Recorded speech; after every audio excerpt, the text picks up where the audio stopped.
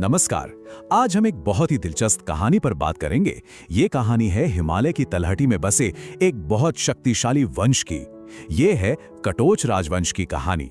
Ambition, जीत और आखिर में हार की एक जबरदस्त दास्तां। तो चलिए शुरू करते हैं। पुराने ग्रंथों में क्या लिखा है इनके बारे में? यही कि कटोच राजाओं के राज में रहने वाले लोग कमाल के योद्धा और लड़ाके थे। यहाँ तक कि पाणिनि जैसे बड़े विद्वान भी इनकी बहादुरी के बारे में लिखते हैं। तो जाहिर है इनकी एक जबरदस्त रेपुटेशन थी। और ये सिर्फ कोई पुरानी बात नहीं थी, ये एक ऐसी विरासत थी जो सदियों तक चली। तो सवाल ये उठता है कि इतने ताकतवर राजाओं का हुआ क्या? एक ऐसी डायनेस्टी जिसकी जड़ें महाभारत के जमाने तक जाती हैं और जिनकी लड़ने की परंपरा आज भी हमारी सेना में दिखती है, वो आखिर अपनी ताकत कैसे खो बैठी? इस सवाल का जवाब जानने के लिए हमें थोड़ा पीछे जाना होगा। तो चलिए सबसे पहले ये समझते हैं कि ये साम्राज्य बना कैसे था, इसकी बुनियाद क्या थी।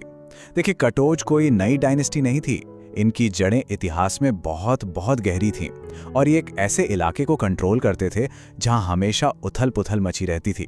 तो सोचिए, रावी और सतलुज नदियों के बीच का पूरा इलाका, इस पर कटोच वंश का राज था। अब ये जो इलाका था जिसे जालंधर त्रिगर्त कहते थे, यहाँ छोटे छोटे सरदार जिन्हें राणा कहा जाता था, हमेशा आपस में लड़ते रहते थे और इन सबको काबू में रखने का दम सिर्फ कटोच वंश में था। और फिर कहानी में एक बहुत ही इंटरेस्टिंग मोड़ आता है। 18वीं सदी की शुरुआत में आते हैं राजा हमीर चंद। उन्होंने क्या किया? उन्होंने न सिर्फ इन राणाओं को अपने अधीन किया, बल्कि एक मजबूत किला भी बनवाया जो उनकी ताकत का सिंबल बन गया। और पता है, आज हम जिस जगह को हमीरपुर के नाम से जानते हैं, वो नाम उन्हीं के नाम पर रखा गया था।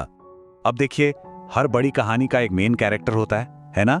कटोच वंश की कहानी के हीरो थे राजा संसार चंद द्वितीय। उनके राज में हमीरपुर ने अपना सुनहरा दौर देखा, लेकिन उनकी एम्बिशन ही आखिर में उनके पतन की वजह भी बनी। तो आखिर संसार चंद चाहते क्या थे? उनका मकसद क्या था? सिर्फ एक राजा बने रहना? नहीं, वो एक सम्राट बनना चाहते थे। उनका सपना था अपने पुरखों के विशाल जालंधर त्रिगर्त साम्राज्य को फिर से खड़ा करना, और इस सपने के लिए वो किसी भी हद तक जाने को तैयार थे। सबसे पहले उन्होंने अपनी राजधानी बदली। सुजानपुर टेहरा को नया कैपिटल बनाया, वहां शानदार महल और मंदिर बनवाए। और फिर शुरू हुआ जीत का सिलसिला। एक के बाद एक मंडी, बिलासपुर जैसे पड़ोसी राज्यों पर हमला किया और सुकेत जैसों को मजबूर कर दिया कि वो उन्हें हर साल टैक्स दें। उनकी ताकत और कह सकते हैं क्रूरता का अंदाजा लगाना है तो बस एक बात सोचिए।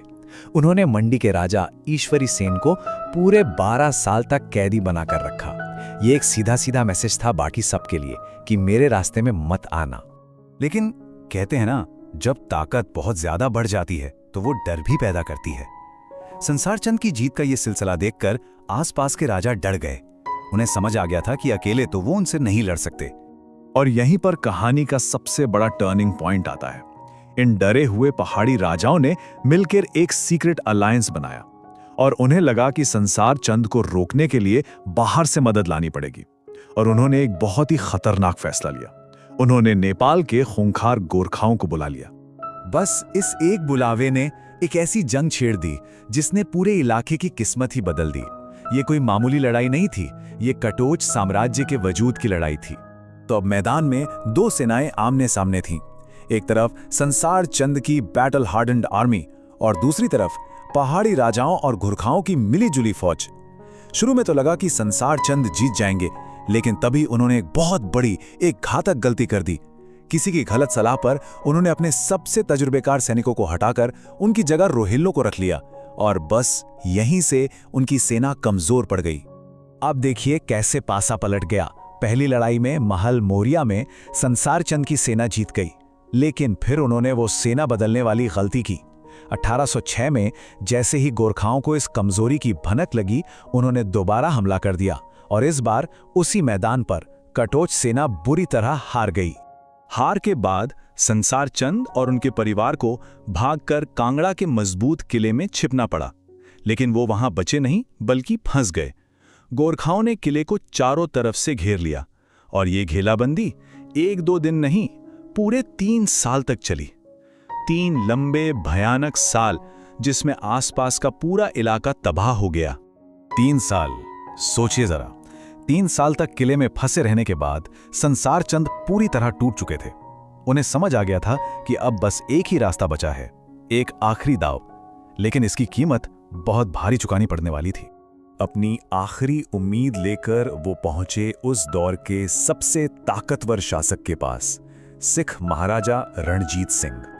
उन्होंने मदद मांगी। रणजीत सिंह तैयार तो हो गए, लेकिन मदद की एक कीमत थी, और वो कीमत हैरान कर देने वाली थी।